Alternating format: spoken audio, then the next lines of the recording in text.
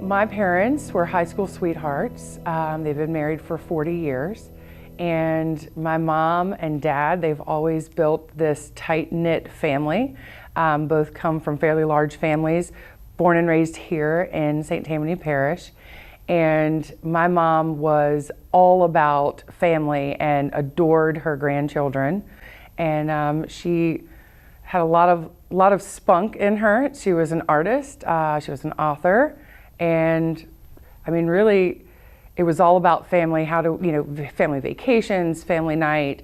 A lot of my friends and coworkers, they couldn't believe that we still got together once a week, and we called it family night, although it was a small party. There were 15 of us and just in the immediate family. So it's loud, it's chaotic, but it's our life. It was the way, my mom loved it. She loved the chaos. She loved having family gatherings and having all of her children and her grandchildren there. And so I've always grown up in a home that was just as loud, just as busy. There are 4 of us, children. And I'm the oldest of 4, and I have 2 younger sisters and 1 younger brother, all who live here in St. Tammany Parish. Let's start with your story with the coronavirus. Do you guys want to start with back in March of 2020, how it affected your family? Yeah, so in March of 2020, when I got the first notice of, hey, the kids are going to be out of school and we're going to shut everything down. It's going to be 2 weeks. Let's not overwhelm the hospitals. Everyone stay inside. Everyone stay to yourselves. I thought, okay. I mean, this is different. This is something like I've never seen before in my lifetime. So, we did that, and it took some getting used to.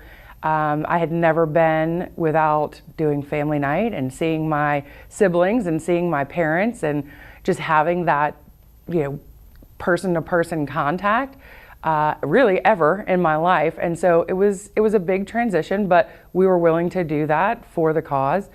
I mean, coronavirus was something new.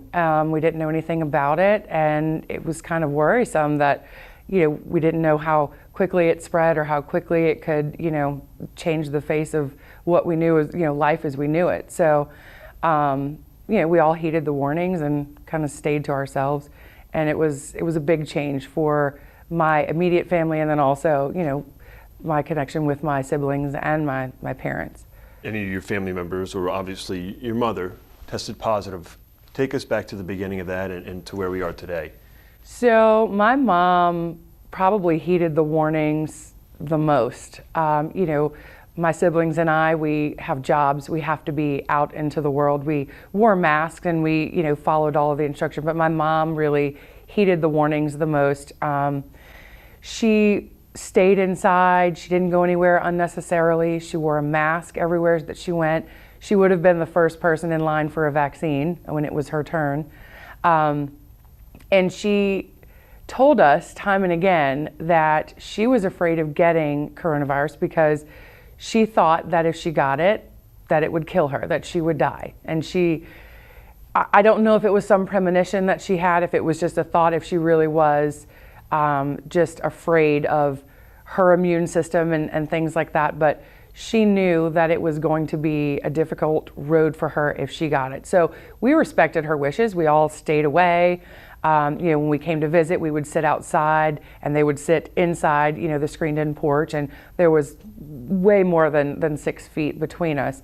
And like I said, I went 6 weeks or more without even seeing them. We would FaceTime a lot.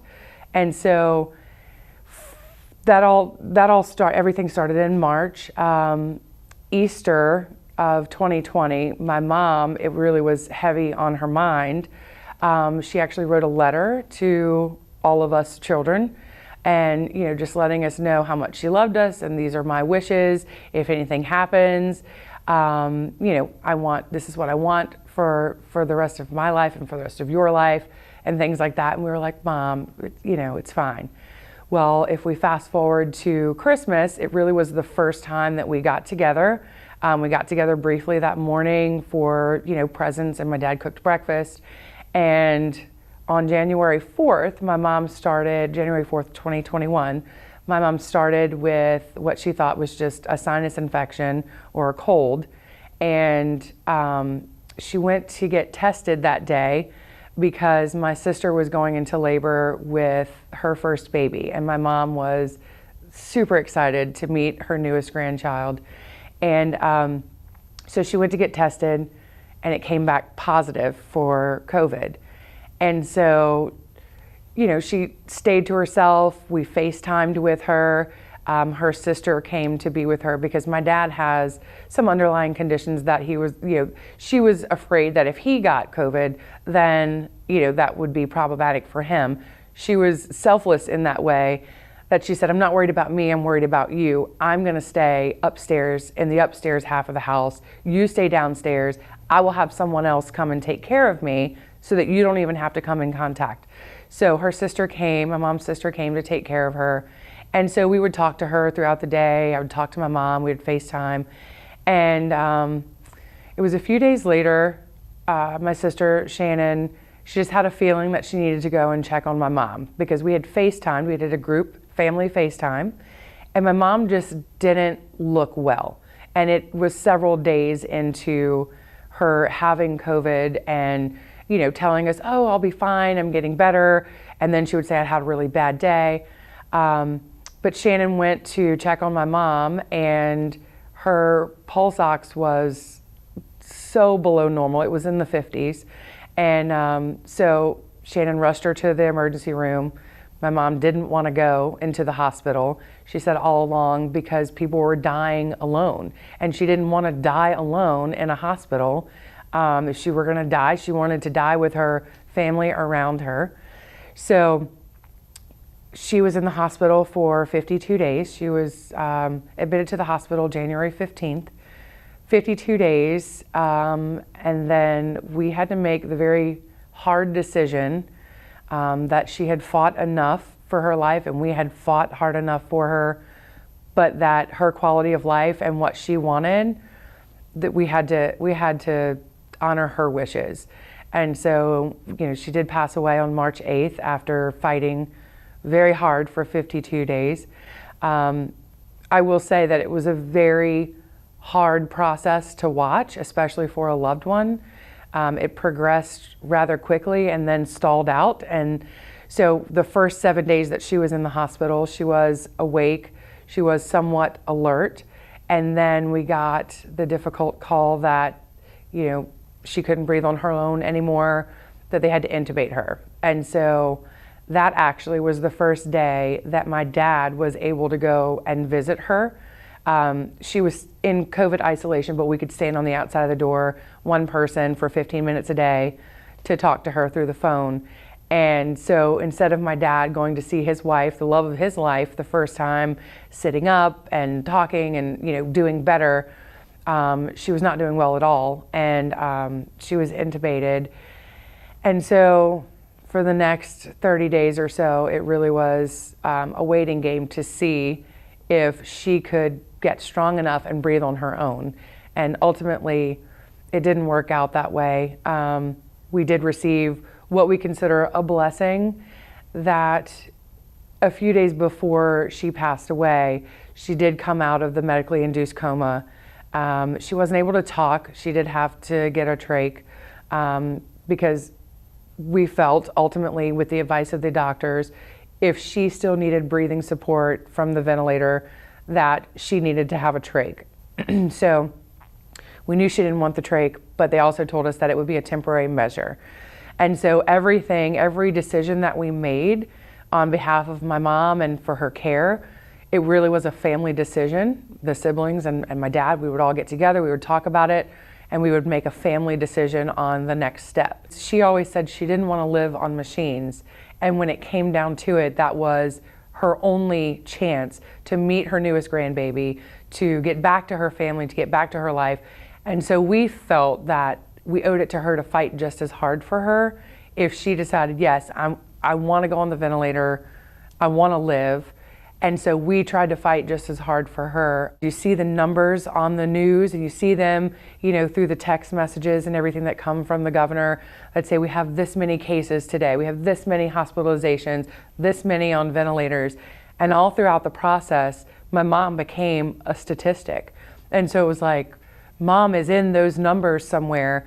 And then you stop and you think about those numbers didn't seem as significant before, but it's like all the people that we have in St. Tammany Parish and this is it, or all the people that we have in the state and that's not that many.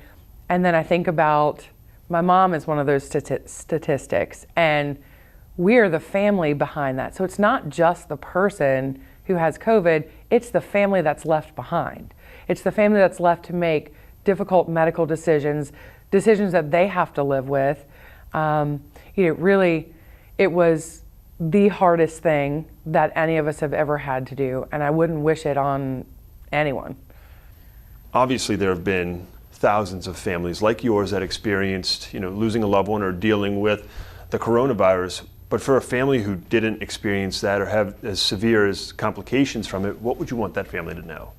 Coronavirus is not your regular virus or regular flu, although it does have a relatively high survival rate.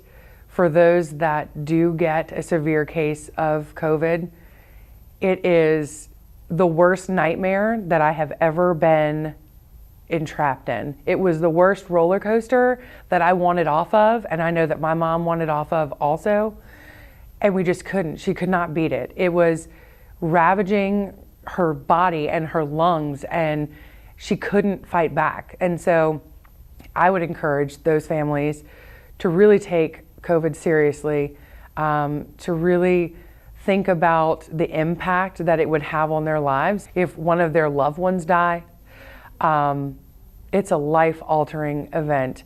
And not just losing someone, but losing someone who suffered so horribly for 52 days. And then all of it was for nothing. All of the fight was for nothing. And so I wouldn't wish that on anyone, to watch their loved one lie there and fight for their life and not have a fighting chance against this virus. From what I understand, your mother did not have any major complications that have been described over the past year and a half. So what would you want to say to someone who is doubting the severity of the virus, or someone who just doesn't take it seriously?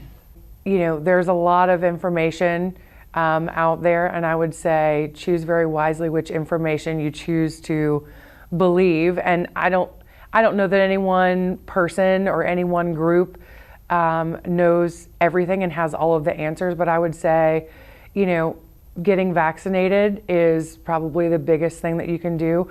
But again, that's a personal choice. If not, I would say wear the mask, wash your hands, stay away from other people, because while you think it's not that severe, there are young and healthy individuals who are being affected. My mom was 60 years old. She had just turned 60. It's not super young, but she had a lot of life left to live. And it was cut short, and she doesn't get to see her children grow old or meet all of her grandchildren. And it's devastating, not just for the person who has to go through the illness and who is losing the fight. It's devastating for the family to watch. So I would encourage people to talk to other individuals who have had COVID and recovered, those family members who have lost, a loved one to COVID, and find out what the experience is like and kind of put that into perspective. There's no playbook for the coronavirus, especially with, going into the past year and a half, we've learned a lot of things about how to address it, but for family especially, grieving and dealing with loss for something that's so unexpected. So how has your family been able to move on? We've had to experience quite a few firsts already. So what we have learned from others that have lost close family members, they've told us, you just have to get through the first year, all the first. So shortly after my mom passed away, we had Mother's Day. It was the first Mother's Day without her. That was a pretty tough day. We've had birthdays. We recently went on a vacation, and it was a vacation that, it was a tradition that she started, going to the beach. And Rosemary Beach was always going to be a special place for us, but it was very difficult. It was kind of a bittersweet time to go, knowing that this was the house that she chose for her family to vacation in, and this is the spot that she loved the most. And like I said, having that many people in one house for a week at a time, it's loud, it's chaotic, it's nuts. Most people couldn't do it, and my mom thrived on it. She loved it. And so thankfully she's passed that on to us. And I would say moving on has been very difficult for all of us. I've had to watch my dad with, the heartache and the loneliness of losing, his lifelong partner, his high school sweetheart, the wife of 40 years. It's hard to just move on from that. I will say if you walked into my parents' house to this day, it would look like my mom was still there. We haven't gotten rid of her things. We've straightened things up and we've put some things away, but all of her things are still there. Her artwork, we hold that very dear because that's a personal reflection of her and her artistic ability and just her life in general. Some of it is really bright and it's really fun, and some of it is very whimsical. It's just, she really painted anything and everything. It was just kind of how she was feeling that day. And so you can kind of follow some of her artwork on how she was feeling that day and what kind of mood she was in. So she had some of her art in some art galleries and some things that were for sale. We pulled all of those pieces and we kind of gave them to her friends and her family and anyone that knew my mom that would appreciate the art, because there won't ever be a new piece of art that she creates. And so we cherish that. And so whenever I look at a piece of art that's hanging in my house that my mom created, it brings a sense of warmth and everything, but there's never really any sense of closure. So moving on past that, every day is a battle. It comes in waves. When one of us is having a bad day, it just seems like someone else is being strong for us. My siblings, I'll call one of my sisters and I'm just like, I can't deal today. What is happening? Or I saw this, or, all these signs and everything everywhere. And you look for signs of someone everywhere whenever you will never again look at them or hear their voice. You just look for ways, when they just live on in your memory and in photographs and things like that. You just look for other ways to carry on their memory. And so moving on is a very difficult process. It's still very raw, very real for me and for my family. And there's not one day that goes by that I don't think about my mom. But I will say the hardest part is there are times where I'm going about my day and it's not something that's at the forefront of my mind. And then all of a sudden I'll have a thought like, oh, I have to tell mom, or, oh, I need to show mom this, or, oh, mom would love that. And then I stop and it literally takes my breath away because I have to remember all over again, mom's not here and mom's never coming back. So in order for me to move past that, I have to relive it over and over again, because sometimes I forget just for a brief moment, and then I have to catch my breath, realize, yes, that did happen. Mom's never coming back, and move on with my day. And I think that everyone moves through grief differently, but for me, it's going to be a very long road of, trying to put all the pieces back together, mend, the hole in my heart that, my mom was right all along. She was afraid of getting it. She thought it was going to kill her. And I hate to say that she was right. And she took it seriously and heeded all the warnings. It could be especially difficult to move on, especially from something so abrupt. Yeah. A year and a half ago, we had no idea that this pandemic would exist, but obviously your family and your mother's loved ones will never let go of her legacy. But if you thought she had one lesson to be learned throughout the past year and a half, what do you think it would be? I would say, my mom would say, don't take life for granted. Don't take your family for granted. Don't take your loved ones for granted. Enjoy the time that you have. Enjoy your liberty and your freedoms, but do it carefully. And respect other humans. I think that's a really big thing for my mom, is respecting other humans, regardless of race, religion, sex, anything like that. She always thought that the good deeds that you do here on earth follow you into the afterlife. And so if you're a good human and you are respectful of other humans and other life, then that will carry you into your afterlife. And so I really do feel like if there are any lessons learned, she would say, live life to its fullest, but make sure that you're respecting other life as well. And I think that's kind of important with COVID.